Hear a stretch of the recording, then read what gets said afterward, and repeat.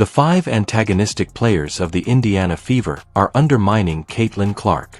To be honest, Caitlin Clark was a priority target and had a lot of interest from the WNBA going into her second season. After a record-breaking debut season in which she led the league in assists and scored 19.4 points per game, expectations were high for 2026. Rather of taking off, the Indiana Fever has continued to be extremely unpredictable. Actually, this roster has a few serious issues. Starting with the most harmful player at number 1, we will now examine the 5 players who played a part in Caitlin Clark's demise. Before you proceed, would you kindly do me a favor? If you enjoy this video, please subscribe. Have you registered yet? I'm grateful, thank you. The 5 allegedly involved players. Cydney Coulson comes in 5th. When the Fever signed Cydney Coulson on February 5, 2026, the plan appeared simple. To assist the younger players and keep the locker room in order, bring in a veteran player. On paper, she is that seasoned voice. On the court, though, she has been a ghost. Over the span of 28 games, she has only averaged 2.5 points, 0.8 rebounds, and 2 assists in less than 11 minutes per game. She hardly ever shows up in lineups when things are tight. Her game has entirely deteriorated at the age of 35. When she plays, she also comes across as shy. For a squad that relies on rapid cuts, quick ball movement, and quickness, her planning pace destroys momentum. Clark is most suited for guards who can make crucial plays, keep a fast pace, and shoot without hesitation. Coulson hesitates on open shots, dribbles too long, and makes late passes that impede the attack. Young, enthusiastic players may be using their game time instead of her. Brianna Turner is the 4th, despite being a leader off the court. Even more aggravating is the Brianna Turner incident.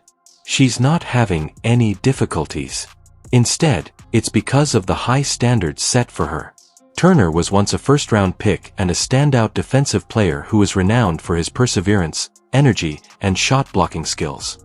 This season, that player has not been seen. Despite only making 20% of her shots from the field, she averages an amazing 0.4 points, 0.9 rebounds, and 0.2 assists a game in 14 games. She hasn't played for more than 60 minutes this year. Such numbers are not only poor, but historically low for a forward. Turner must roll hard to the basket, maintain the glass, and set up sturdy screens for Clark. Instead, she glides through possessions, hardly participates in defensive battles, and is unable to exploit her stature. Her body language makes it obvious that she is disengaged, and she seldom ever uses defensive words. For a team looking to maximize Caitlin's time on the floor, Turner's minutes are now a waste. 3rd place goes to Kelsey Mitchell.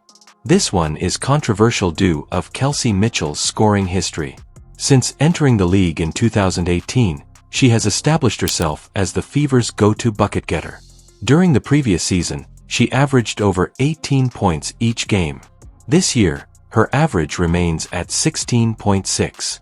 It's not the numbers, but the fit. The offensive is now led by Caitlin Clark. As the ball moves between her hands, the team should follow her playmaking.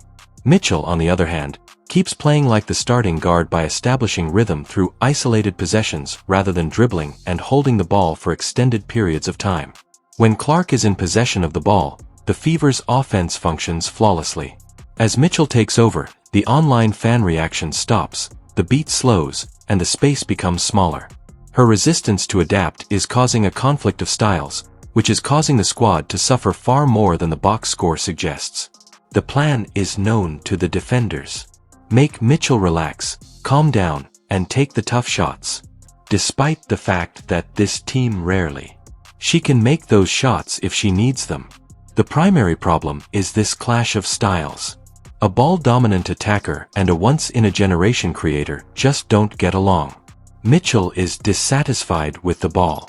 She is not the catch-and-run threat you want next to Clark and her. Defense is still lacking. When rival guards follow her and switch places, Clark is compelled to take over. She can't take the chance of becoming ill from taking on more work after injuring her groin in July. There is also the upcoming contract turmoil as he gets closer to unrestricted free agency. Mitchell reportedly wants the highest salary, but would Indiana actually pay for it? When AIA Boston and Caitlin Clark are your pillars, you build around them.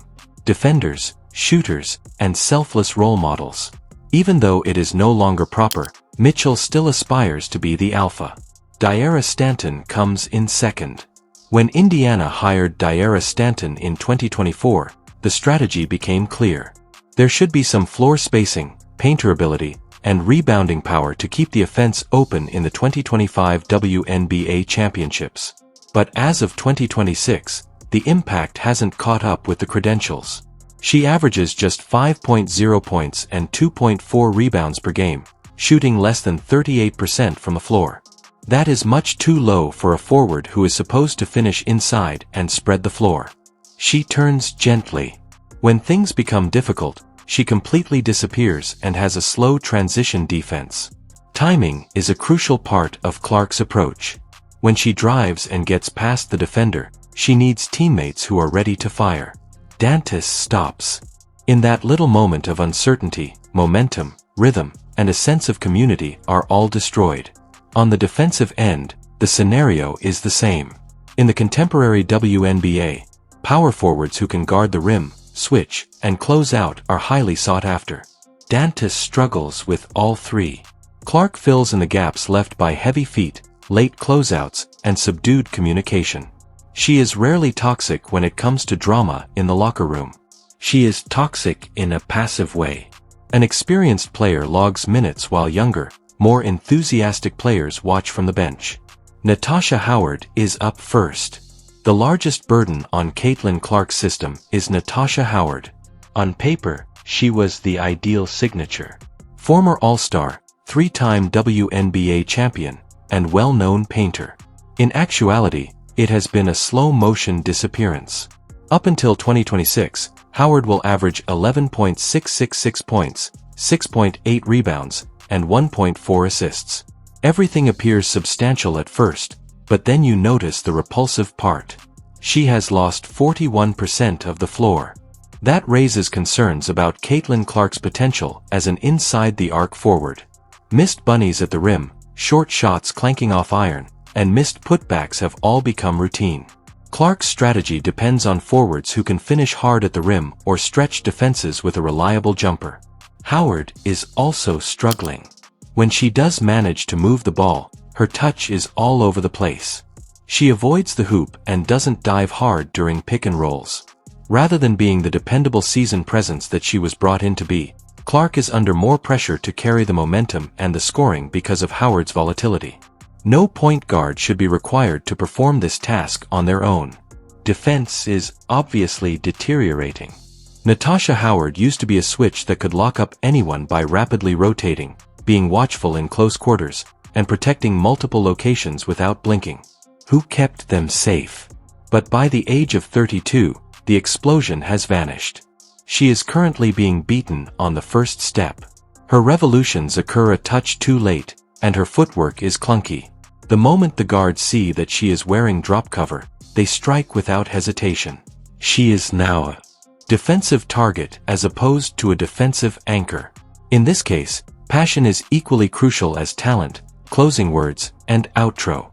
Observe her non-verbal clues, such as her dropped shoulders following errors, her unwillingness to return to defense following missed shots, and her lack of response to teammates' spectacular plays during timeouts.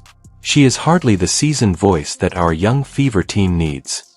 Rather, she is distant.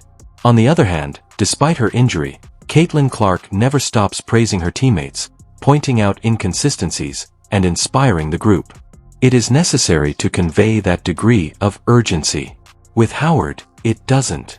The expectations are very different. There was no introduction to Howard's character. She was expected to collaborate closely with AIA Boston and was among the highest-paid veterans in Indiana. Instead, she has become a hindrance. She wastes time that could be used to develop players who slow down the offense and obstruct spacing, like Myisha Hines and Chloe Bibby Bowden. Players that move with purpose, cut hard, and truly run the floor. Opportunities for improvement are lost as a result of Howard's delayed decision-making. Howard is too far behind. Clark will thus press the ball to pursue a convoy or cutter. If she does catch the pass and resets instead of attacking, she removes simple scoring possibilities and gives defenses time to reorganize. In addition to material goods, waste potential is affected by these half-second delays. Howard currently represents all of the system's problems. Inconsistent pace, erratic confidence, and output that isn't worthy of compensation. Clark drives and kicks, so she requires a ready shooter. When she requests a transition, she requires reliable help. When the huddle begins, she wants everyone to be heard. Howard hasn't provided any of it this season. This is a turning point for Indiana. The league's most talked about player has a fever. A large, inexperienced fan base. Clark is the perfect pick-and-roll companion for Boston. Companion. If she does catch the pass and resets instead of attacking, she removes easy scoring possibilities and allows opponents time to reorganize. These half-second delays not only waste resources, but they also waste potential. Howard currently represents every problem with the system. Inconsistent output, inconsistent speed, and inconsistent confidence.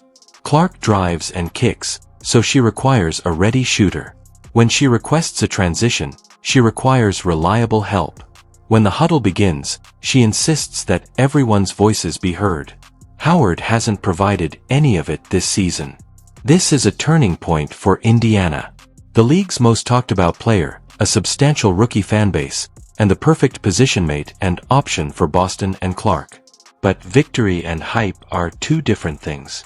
One must make decisions based on logic rather than emotion in order to compete.